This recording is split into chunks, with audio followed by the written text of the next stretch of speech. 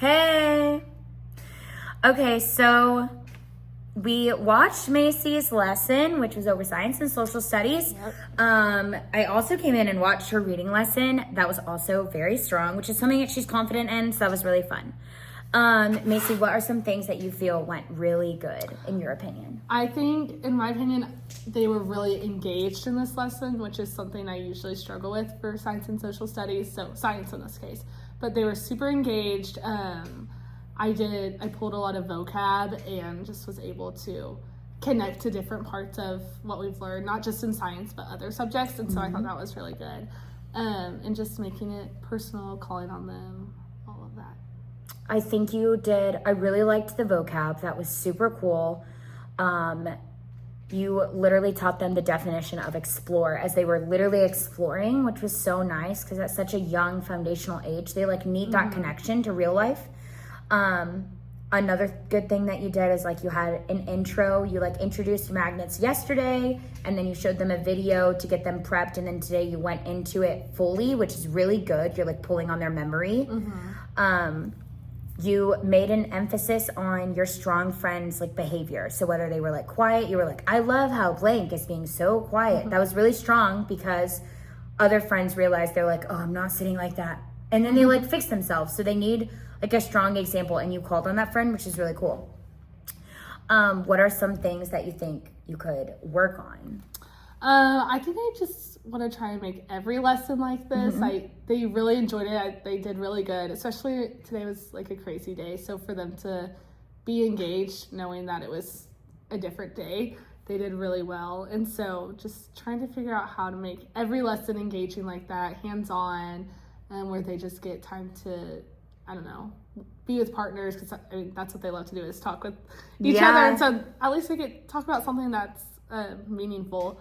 So would love to do that. And also just wanting that participation from them in all of those subjects. And something else too, I put them in groups, so making it more intentional and just thinking of, okay, these friends should probably be together and these ones to be together, not just in science, but in all my subjects. I don't really have intentional groups yet, except for small groups and stuff. Right. But not carpet groups. So this would be my big I think too, it's important to remember, obviously it's your first year, but these are things you learn every year. You get a new batch of kids, and some of them get along super great and some of them don't. Yeah. And working with people is always difficult because you're trying to share manipulatives or share thoughts. Yeah. And some people don't let other people even talk. So then it gets kind of tricky. I think intentional groups is something that you could work on in every subject, but you can also pair them with different people, in reading you could do a high, medium, low, or high, medium, medium, low, so that way they all have a chance to learn from each other. And then in math you have different groups, but I think being that your engagement piece that you're struggling with is kind of good in math and reading, maybe your groups can be more flexible there. And then maybe in science and social studies is where you're more intentional right now, just so that way you can get the pace of science and social studies going. What do you think your intentional groups might look like? Maybe for science and social studies on another explore day, what would that look like? Yeah, maybe someone I have some kids who get really excited about science and social studies, and some who are oh, not this again. And so maybe pairing them one not excited, one very excited, and just getting them excited to do something fun and learn something new. Yeah. And they can also learn from their friends. That's a really cool part about partnerships, is that one friend that's excited can tell the other friend who's not I'm excited because, and then it gets them into it from a friend and not an adult or their teacher or something. I think participation looks a lot of different ways, right? So you had really great participation because you brought out something that they could play with. You had good participation because you asked for thumbs up if you got it, thumbs up if you heard me. And then they were genuinely listening to you. They were using the tools as you explained them. You even pulled in a little math and they were engaged in that. And so you're doing a really good job. The things you're teaching them, they're taking from another subject to another subject. And that's really important to see that growth.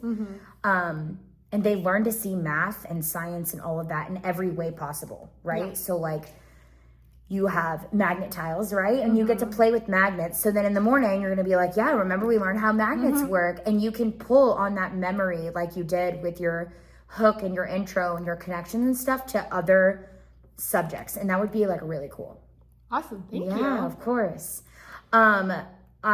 We watched the video together, so that was super cool and influential for both of us. I think personally, like, this helps me grow because I get to talk about instructional strategies with like other people and also see how impactful they are in another classroom. That's not just me or someone observing me.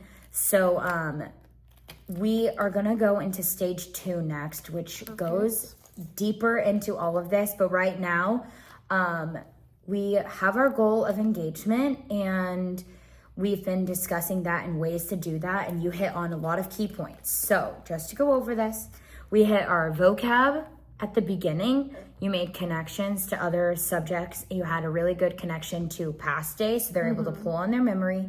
And then you called on strong leaders that were showing good academic and behavioral like expectations, which is really cool. Something that we could implement in other things is that we want every lesson to look like this, whether it be that hands-on or that participation from them as well. We can pull them into the lesson by making them aware of like real world examples around us, which is super cool. And then for all of them to participate, like they were all sharing something on the carpet. They were all like engaged with people. And like I said, participation looks a lot of different ways. And sometimes it's going to be like a thumbs up or a thumbs down. And sometimes it's going to be like, write your answer on a whiteboard. And then that's how you know who's like interested, you know? Yeah. And then we talked about groupings, which is something I want to tackle with Macy on in the next upcoming stage, because I think that could be a really instructional strategy. And I think it's like very powerful in one classroom to reflect on who you actually have in here. Like you're able to see kids' strengths and weaknesses. You're able to also see your strengths and weaknesses. Like, how do you run groups? Like, how does that look like for you? Like, how does it look like for them? Is there transition time built in? Like, all of those things you kind of have to teach them how to do. So it's a whole other like ball game, honestly. And as the younger they go, the harder it gets. Yeah. But if they know you, if they know your expectations and they know your classroom, it becomes a lot easier. As long as you have like, in my opinion, like structures in place, which you do because they were all literally doing fantastic. They were sharing properly. They like waited for each other, except for those few friends. But we all know we have those few friends. We did a really good job on staying engaged with the other kids while you were attending to that kid as well. So that was really cool to see. You were able to like basically like flip it on, flip it off. And eventually those kids came around, which is the coolest thing to see, because it's like, oh my gosh, what I'm doing is actually working. And that's awesome. That's literally awesome. I'm going to send you this feedback form, and then we're gonna fill this out. These are obviously due very soon. So I'll be looking forward to the next stage with you. Do you have any questions or anything for me that you'd like me to like tackle or look at with you? Anything that you've thought about? I don't think so right now. No? Maybe after the feedback page, we can like talk about next steps or like groupings or participation in every like subject or whatever. But you're doing really well. Thank you. I'm very proud of you. Thank you very much. You're welcome. Okay, bye.